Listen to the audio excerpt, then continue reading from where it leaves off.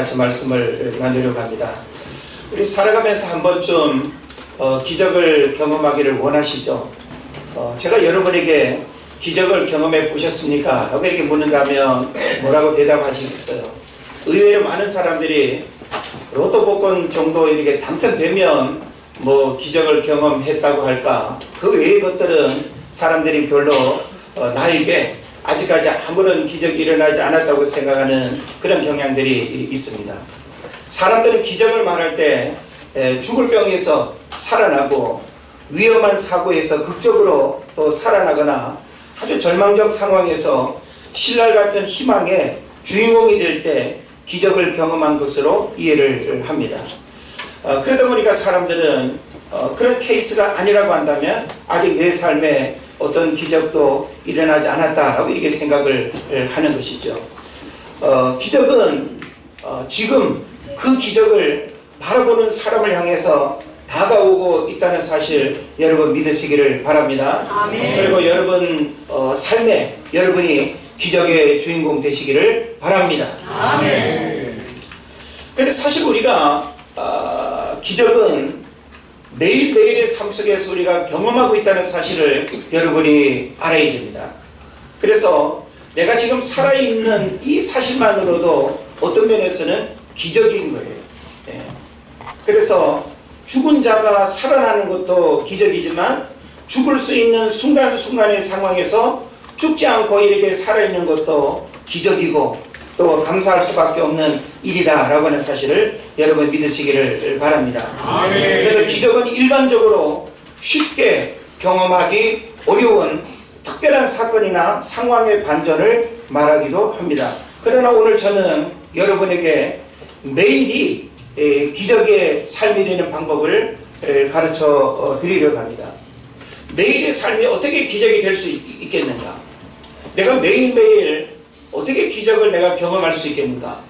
그 비결이 뭔가 하면 여러분이 감사를 고백하면 그 감사가 기적을 낳고 감사가 매일매일 기적을 고백하게 하는 특별한 통로다라고 하는 사실을 여러분 믿으시기를 바랍니다. 아멘. 예. 그런 면에서 오늘 우리가 지난 1년을 돌아보면서 참 오늘 이렇게 살아왔음이 감사하고 또 살아있음이 감사하고 또 살아갈 날들을 또 바라볼 수 있음이 감사인 줄로 믿습니다. 아멘. 그래서 우리는 여러 가지 어떤 조건적인 또 상황적인 문제들로 감사를 이렇게 생각하다 보니까 현실에 눈에 보여지는 것들을 우리가 생각하게 되면 불평과 불만을 더 많이 할 수밖에 없습니다. 그래서 실제 우리가 감사를 이야기를 해도 지금 내 삶에 일어난 현실의 상황과 일들을 가만히 살펴보면 왜 내가 이 상황에 감사해야 되지? 내가 이 현실 앞에서 어떻게 감사할 수 있단 말이야? 라고 하면서 우리는 감사를 부정하고 싶은 그런 마음을 갖게 되는 겁니다. 그래서 실제로 우리의 현실을 한번 여러분이 뭐 다 이렇게 느끼고 아시는 부분이지만 한번 생각을 해볼까요? 경기 불황이 장기화되고 있습니다. 감사하기 어렵죠? 또 자영업 파산과 실직자가 증가하고 있습니다.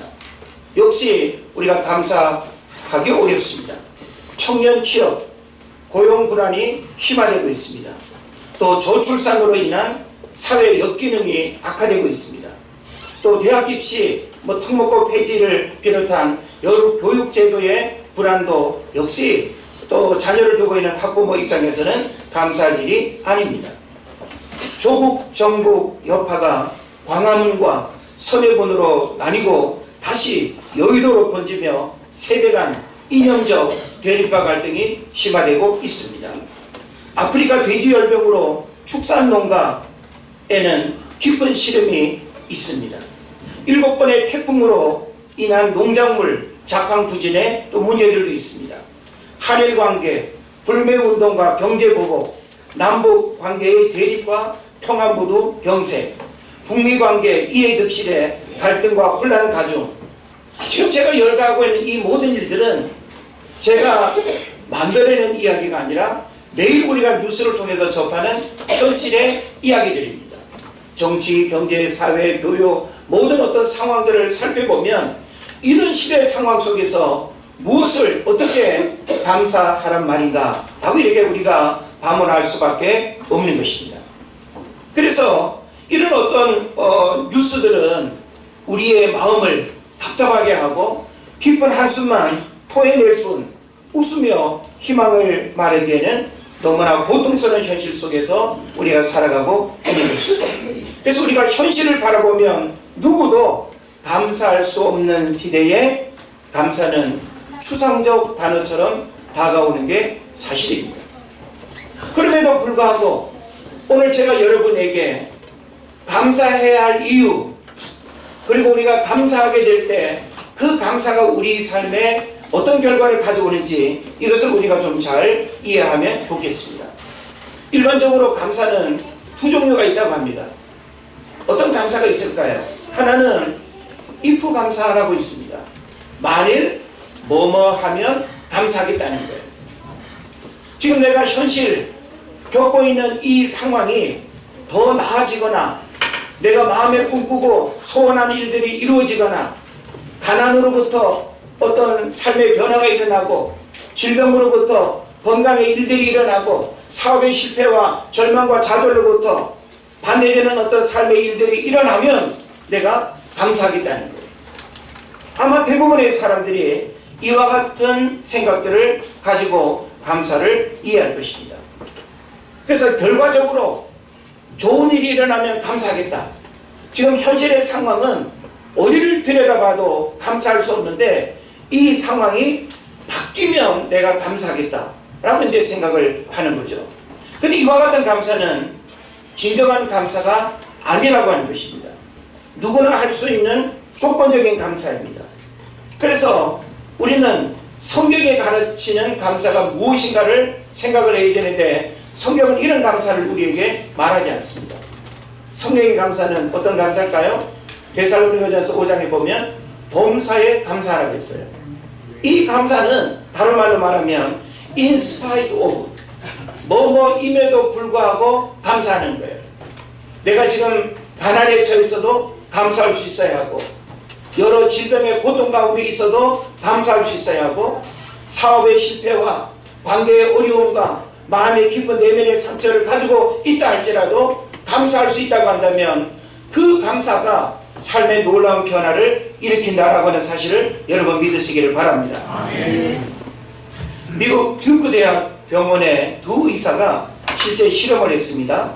어떤 실험 결과를 우리에게 말하는가 하면 매일 감사하는 사람은 7년이나 수명이 연장된대요. 그리고 또 이 존 헨리 박사 같은 경우에는 감사는 최고의 항암제이고 해독제이고 방부제다라고 이렇게 말하고 있습니다. 그래서 실제 언제 나왔죠? 생로병사의 비밀이라고 하는 프로그램에 그 감사를 주제로 한 생로병사의 비밀이 나왔습니다. 사실 생로병사의 비밀이라면 어떤 특정한 질병이라든지 건강에 대한 문제를 파고드는 거잖아요. 그런데 의학적으로도 실제 어느 병원에서 이 간호사와 의사들이 매일 병실을 이렇게 방문하면서 환자들에게 감사 찬양의 노래를 불러주고 감사 엽서를 읽어주고 감사를 고백하게 했더니까 입원해 있는 환자들이 회복이 돼가지고 퇴원하는 그 율이 훨씬 높더라는 거예요. 그래서 이 감사는 바로 어떤 불치병 가운데 있다 할지라도 항암 효과가 있고 해독 효과가 있고 방부제 같은 그런 역할을 한다는 것입니다. 그래서 1분간 기뻐하고 감사하면 신체에 24시간의 면역체계가 생기고 1분간 화를 내면 6시간 동안의 면역체계가 파괴된다라고 이렇게 말하고 있습니다. 감사라고 하는 것은 우리 감정의 고백이죠. 내가 마음에 느껴지는 것을 입술로 고백하고 표현하는 것이 바로 감사인데 우리는 똑같은 상황에서도 어떤 사람은 불평하고 어떤 사람은 감사해요. 예를 들어서 이 컵에 물이 지금 거의 가득 들어있습니다만은 반이 담겨있다라고 할 때 두 가지의 표현이 있을 수 있겠죠. 반이나 남았네 라고 하는 표현이 있고, 그죠? 또 하나는 뭘까요? 반밖에 없네 라고 하는 표현이 있습니다. 그러니까 우리의 관점과 우리의 안목을 감사해 둘 것인가, 불평해 둘 것인가, 어떤 안경을 끼고 세상을 볼 것인가에 따라서 똑같은 현실의 상황을 해석하고 그 상황이 내게 주는 의미와 결과는 달라질 수 있다라고 하는 사실을 여러분 믿으시기를 바랍니다. 아멘. 그래서 성경이 가르치는 감사는 바로 뭐뭐임에도 불구하고 어떤 상황 속에서도 감사하고, 내가 지금 가장 힘들고 고통스러운 삶 가운데에서도 감사할 수 있다고 한다면 그 감사가 진짜 감사라는 거예요. 좋은 일이 일어날 때 감사하고, 또 아픈 사람이 건강해져서 감사하고, 가난했던 사람이 부유하게 돼서 감사하고, 새 차를 바꿔가지고 감사하고, 좋은 집으로 이사해서 감사하고, 이것은 신앙인이나 혹은 신앙인이 아니거나 누구나 할 수 있는 감사죠. 그런 감사를 성경이 가르친다고 한다면 성경은 별로 의미가 없는 거예요.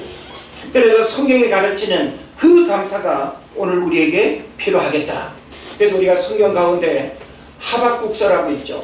그 하박국서를 우리가 보게 되면 하박국 선지자가 어떤 고백을 하는가 하면, 모든 것들을 다 잃어버리고 빼앗기고 사라진다 할지라도 나를 구원하신 그 하나님 때문에 기뻐하겠다라고 하는 그런 고백을 해요. 사실 우리는 소유 때문에 감사하는 경향들을 가지고 있죠. 내가 무엇을 얼마나 소유했느냐에 따라서 우리의 감사의 고백이 달라집니다. 그러나 성경은 내가 모든 것을 다 잃어버린다 할지라도 내가 감사할 수 있다고 한다면 그 사람이 진정한 감사의 주인공이다라고 하는 것을 말하는 것입니다. 그래서 이 감사의 유래를 살펴보면 역사적으로 청교도들의 감사를 우리가 먼저 생각을 할 수 있죠. 그래서 메이플라워로 배를 타고 영국의 청교도들이 유럽을 오랜 시간 이렇게 방황하고 신앙의 그 자유를 찾아서 그들이 방황했지만 마음 두고 이렇게 신앙생활하기가 어려웠습니다. 그러면서 콜럼버스를 통해서 이제 아메리카 대륙이 발견되는 그런 소식을 접하면서 이제 이 청교도들이 바로 아메리카로 가게 되죠. 3달이 넘는 긴 시간의 항해 동안 얼마나 힘들고 얼마나 그 죽을 위기를 넘겼겠습니까? 그리고 낯선 그 땅에 정착해서 집을 짓고 농사를 짓고 인디언의 도움을 받아가지고 의식주의 문제를 해결하는 그 일은 현실적으로 대단히 어려웠습니다. 그래서 그 첫 해 인디언들의 도움을 받아서 그 땅에 정착하고, 그리고 첫 곡식을 이렇게 거두고 그들이 이웃을 초청해서 음식을 나누고 하나님 앞에 감사했던 그것이 바로 감사절의 유래가 되는 것입니다. 우리나라에서도요, 황해도 소립교회 하면 우리나라 최초의 교회죠. 그 황해도 소립교회에서 서상윤, 서경조 형제가 그 교회를 세우고 그 교회를 이렇게 섬기면서 참 가난하고 어려웠던 그 1900년대 초기에 그 상황이 얼마나 힘들었겠습니까? 그럼에도 불구하고 교회가 세워지고 예수 믿는 사람들이 서로 어울려서 교제하고 그런 일이 너무 감사해서 하나님 앞에 감사를 고백하며 예배했던 그것이 또 우리나라 감사 추수의 그런 이제 기원이 되는 것입니다. 우리가 성경을 보게 되면 성경은 감사에 대한 많은 말씀과 사건들이 기록되어 있습니다. 여러분, 대표적으로 성경에서 우리에게 이야기하는 감사의 이야기들 어떤 것들이 있을까요? 누가복음에 보게 되면 10명의 문둥병자들이 예수님을 통해서 아주 건강을 회복하게 되는 일들이 일어나죠. 사실 오늘날도 오늘날은 문둥병이 옛날처럼 심각한 질병은 아닙니다만은 옛날 이 이스라엘에서 문둥병이라고 하면 가족과 격리되고 성에서 쫓겨나야 되고, 그러니까 공동체에서 분리되는 이 삶은 가장 비극적이고 불행한 거예요. 그 질병 하나 때문에 가족과 함께 할 수 없고 마을 공동체에서 분리된다라고 하는 것은 얼마나 절망적이겠습니까? 그런데 그들이 자기들끼리 모여서 이렇게 방황하며 살고 있는데 예수님을 통해서 고침받습니다. 그때 그 고침받은 10명의 문둥병자들이 너무 기뻐가지고 자기 고향으로 자기 집으로 뛰쳐나가는데 한 문둥병자가 예수께 와서 감사를 고백하는 그런 내용을 우리가 보게 되죠. 우리는 주님으로부터 받은 은혜를 기억하고 감사해야 될 줄로 믿습니다. 아멘. 또한 우리가 성경을 보게 되면 오병이의 기적이라는 사건을 여러분 잘 아시죠? 수많은 사람들이 예수님을 통해서 하나님 나라에 대한 이야기를 들으려고 모였습니다. 5,000명이 넘는 수많은 사람들이 모였습니다. 근데 끼니를 거르고 시간이 지나가고 있는데 먹을 양식은 없고 그 많은 사람들이 한 번에 먹을 수 있는 음식을 구한다는 것은 더더욱 어렵습니다. 그때 어린아이가 가지고 있는 그 한 끼 식사밖에 안 되는 그 도시락을 건네받은 예수님이 하나님께 축사하시고, 축사라고 하는 말은 뭘까요? 감사의 기도를 들으신 다음 사람들에게 나누어 주었더니 5,000명이 다 먹고도 12강조리가 남는 그런 기적의 이야기를 성경이 말하고 있습니다. 그런 면에서 우리는 감사가 얼마나 소중한 우리 삶의 일인지, 또 감사를 고백하게 될 때 우리 삶에 어떤 일들이 일어나는가라고 하는 사실을 여러분 잘 깨달으시기를 바랍니다. 우리는 현재 내가 누리고 있는 현실적인 삶의 만족 때문에 감사한다고 한다면 참 감사하기가 어려울 거예요. 잠시 잠깐 감사할 수 있지만 다른 사람과 또 비교하면서 또 이렇게 불평하게 되고 또 감사를 잃어버리게 되는 그런 문제들이 있게 되는 거죠. 중국 사람들은 우리나라 사람도 복을 좋아합니다만은 중국 사람들 정말 복 좋아하죠. 그래서 우리가 중국 여행을 해보게 되면 이 복복자가 가는 곳마다 그냥 붙어 있고 또 복을 아주 이렇게 좋아하는 그런 민족이기도 한데, 이 중국 사람들은 복을 좋아해서 한문으로 그 복자를 거꾸로 매달아 놓기도 한대요. 왜? 복이 그냥 뭐 내려오도록 그렇게 기원하는 거죠. 그 계림성이라고 있는데, 계림성 여행을 하게 되면 우산공원을 이렇게 방문하게 되는데, 특별한 그 사당을 들어가게 될 때 문을 열면 눈앞에 3개의 이 돌다리가 놓여 있다고 합니다. 근데 그 3개의 돌다리 하나하나는 바로 그 이름과 의미가 다르다는 거예요. 내가 동시에 3다리를 건널 수가 없잖아요.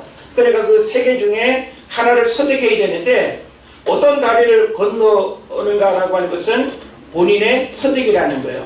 그 하나의 다리의 이름은 뭔가 하면 재운교입니다. 재물의 복을 만약에 여러분이 원한다면 재운교를 건너면 된다는 거예요. 또 하나의 다리 이름은 관운교예요. 내가 높은 관지, 벼슬을 원하면 관운교를 건너면 된다는 거예요. 또 3번째 다리는 뭔가 하면 평안교예요. 집안이 우한 질거와 근심 걱정 없는 그런 평안함을 원한다면 평안교를 건너면 된다는 거예요.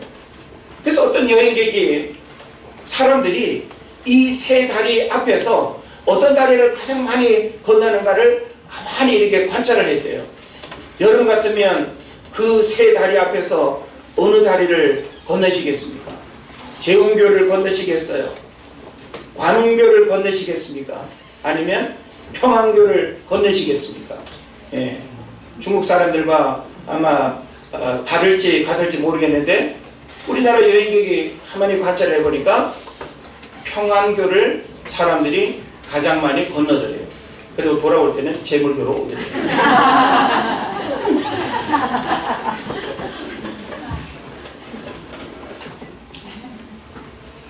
오늘 우리의 감사는 재물 때문인가? 아니면 높은 관직에 오른 것 때문인가? 아니면 근심 걱정이 없는 풍요와 만족 때문인가? 오늘 우리가 감사하며 살아가는 우리의 삶의 모습을 여러분이 좀 자문자답 해봤으면 좋겠어요. 뭐 때문에 감사하는가?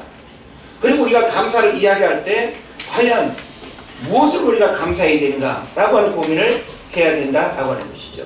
중요한 건 뭔가 하면 오늘 우리는 이 감사 추수주의를 예배하면서 우리의 감사는 조건적인 감사, 소유 때문에 감사, 결과론적인 어떤 감사가 아니라 미리 주실 것을 믿음으로 바라보고 감사하는 그런 먼저 감사도 우리에게 있으면 좋겠어요. 할렐루야. 아멘. 네. 그리고 어떤 상황 속에서 우리가 감사할 수 있어야지, 만일 뭐뭐이 된다면 감사하겠다, 이거는 누구나 다 감사할 수 있는 거예요. 그래서 우리는 뭐뭐임에도 불구하고 감사하는 그런 신앙 고백이 있어야 될 줄로 믿습니다. 유대 경전인 탈무드에 보면 이런 말이 있습니다. 세상에서 가장 현명한 사람은 항상 배우는 사람이요, 세상에서 가장 강한 사람은 자기를 이기는 사람이고, 세상에서 가장 행복한 사람은 모든 일에 감사하는 사람이다. 링컨 대통령도 이런 말을 했습니다. 우주를 지배하시는 하나님께 감사하는 것은 모든 국가와 개인이 마땅히 가져야 할 의무라고 이렇게 말했습니다.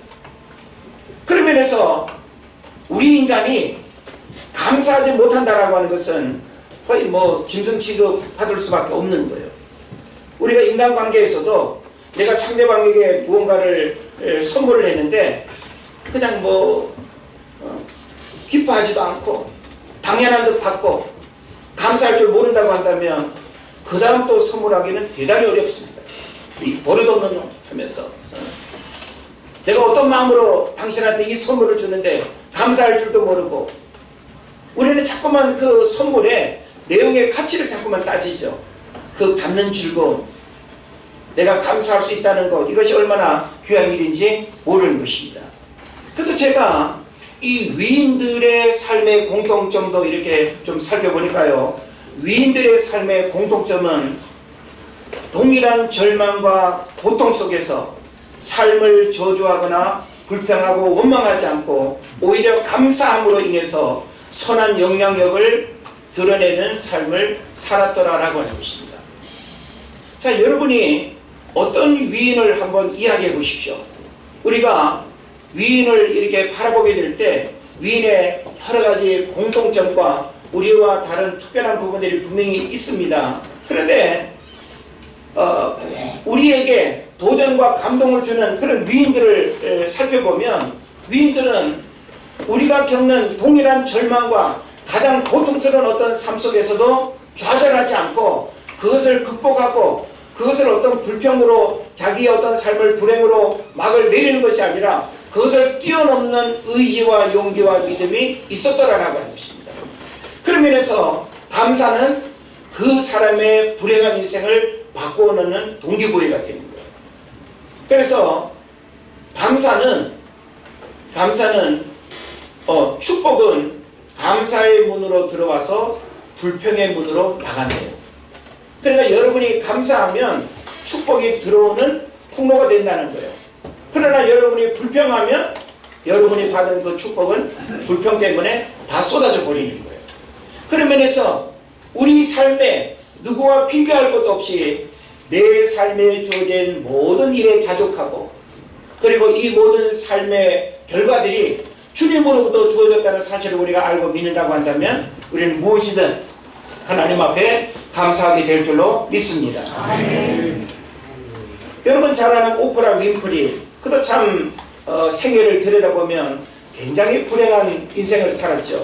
그런데 그가 하나님을 만나고 그리고 자신의 삶을 저주하고 원망하는 것이 아니라 그것을 감사로 승화시키고, 그리고 자신의 부정적인 삶을 하나님 앞에서 더 이상 상처받지 않고 불행하다고 생각하지 않음으로 인해서 그는 많은 사람들에게 감동을 주는 그런 인물이 되었습니다.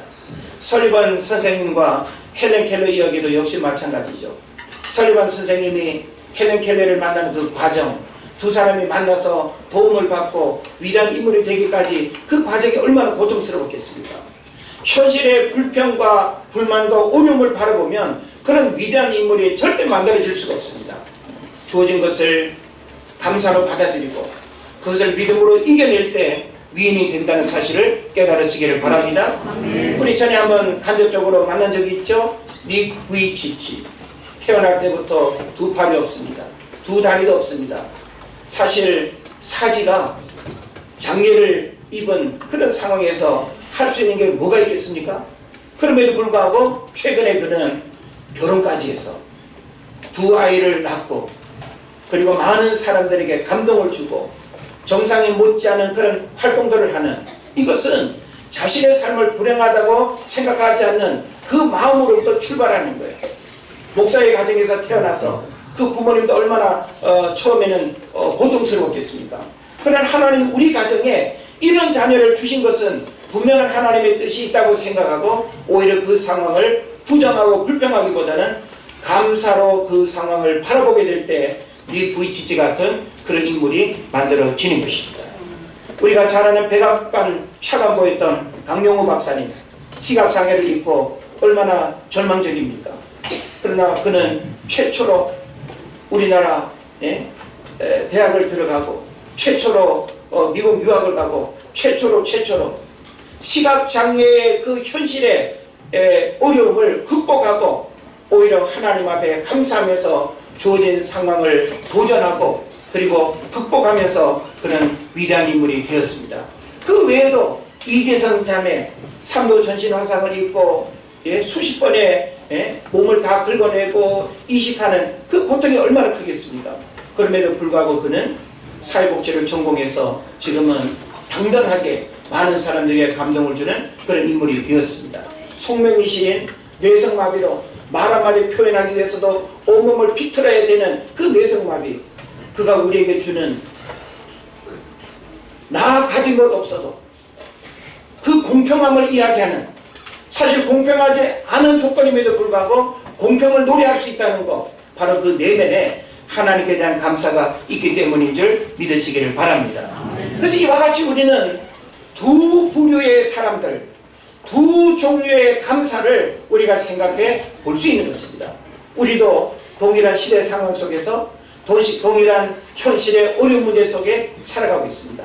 그럼 적어도 우리가 하나님을 믿는다라고 하는 것은 우리의 관점과 우리의 고백을 어디를 향하고 어떤 고백을 하느냐가 가장 중요한 문제가 되는 것입니다. 우리가 이 시대를 바라보면 감사를 잃어버린 시대를 살아가고 있습니다. 감사할 줄 모르고 화인 맞은 양심처럼 굳어진 마음으로 살아가는 시대를 살아가고 있습니다. 아까도 제가 잠깐 말씀드렸듯이 생로병사의 비밀에서도 행복의 비밀, 감사편을 보면서 참 이 감사는 의학적으로도 기적을 일으킨다는 내용을 접하게 되는 것입니다. 그래서 우리의 일상 속에 참 감사가 너무 부족하죠.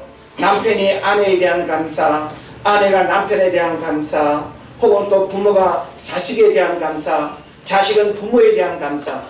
사실 우리가 만나면 서로를 바라보면서 감사할 수 있는 그런 마음들을 풍성하게 가져야 될 줄로 믿습니다. 감사는요, 관계를 회복시킵니다. 감사는 마음을 따뜻하게 하고 넉넉하게 합니다. 그리고 감사는 마음의 상처를 치유하고 감정을 회복시킵니다. 그리고 감사는 불가능한 상황을 역전시키고 축복을 경험하는 통로가 된다는 사실을 믿으시기를 바랍니다. 그러면서 여러분이 매일 기적을 경험하길 원한다면 감사를 구체적으로 고백하고 선포해야 될 줄로 믿습니다. 그래서 지금 우리가 살고 있는 이 시대 자체가 물질적인 풍요 속에 살아가고 있음에도 불구하고 이것에 감사할 줄 모르고 흥청망청 방탕하고 무질서와 혼돈 속에 살아가는 이 시대를 목회자들이 정확하게 진단을 하고 있더라고요. 그래서 유명 큰 교회에도 이렇게 제가 살펴보면 감사를 잃어버린 이 현대인들에게 감사가 가장 중요한 신앙의 가치라고 하는 것을 설교를 통해서 이렇게 강조하는 것을 제가 듣기도 합니다. 그런 면에서 저는 우리 은혜제일교회가 추수감사가 아니라 감사를 추수하는 열매로 고백한다는 것은 굉장히 중요한 의미가 있다. 그런 면에서 저와 여러분이 이런 감사를 고백하는 삶을 끊임없이 하나님 앞에 고백할 수 있기를 바랍니다. 그런 면에서 오늘 본문의 내용은 우리에게 감사의 기적이 감사하는 자에게 감사의 기적이 어떻게 나타날 수 있는가를 오늘 본문에서 정확하게 말씀하고 있어요. 이것만 간략하게 말씀드리고 마치도록 하겠습니다. 자, 우리가 하나님 앞에 감사를 고백하게 될 때 감사의 기적이 우리 삶 가운데 어떻게 나타날 수 있는가? 첫째로는 여호와가 나의 목자가 되는 기적이 일어난다는 거예요. 자, 어린아이에 있어서는 부모가 얼마나 든든한 버팀목이 되고 인생을 살아가는데 얼마나 위대한 안내자가 되겠습니까? 그러나 하나님은 창조주가 됐습니다. 그 하나님은 과거와 현재와 미래를 꿰뚫어 보시고 우리 안고 일어섬을 아실 뿐만 아니라 우리의 삶 전체를 주장하시는 분이 하나님이신 줄을 믿습니다. 그런 면에서 여러분의 감사를 고백하게 되면 하나님이 내 인생의 목자가 되어서 양이 목자를 만나기만 하면 어떤 문제를 해결할 수 있죠? 푸른 풀밭, 쉴만한 물가, 오늘 성경에 나오죠? 그런 문제를 목자 되시는 주님으로부터 해결받는 기적의 역사가 일어날 줄을 믿습니다. 그 다음 또 한 가지는 내 영혼을 소생시키는 기적입니다. 지금 여러분의 영혼이 어떤 상태에 있습니까? 죽어 있습니까? 병들이 있습니까? 여러분이 하나님께 하나님을 바라보면서 내 삶에 일어난 모든 일을 감사로 고백하게 되면 여러분의 영혼이 소생케 되는 이런 기적이 일어난다고 성경이 말씀하고 있습니다. 그리고 또 한 가지는 사망의 음침한 골짜기로 다닐지라도 해를 두려워하지 않을 것은 주께서 나와 함께 하십니다. 이건 한마디로 말하면 임마누엘이라고 하죠. 임마누엘이라고 하는 말은 뜻은 뭔가 하면 하나님이 나와 함께 하신다는 거예요. 이런 기적이 우리 삶 가운데 일어나는 것입니다. 부모는 자녀와 24시간을 동행할 수 없습니다.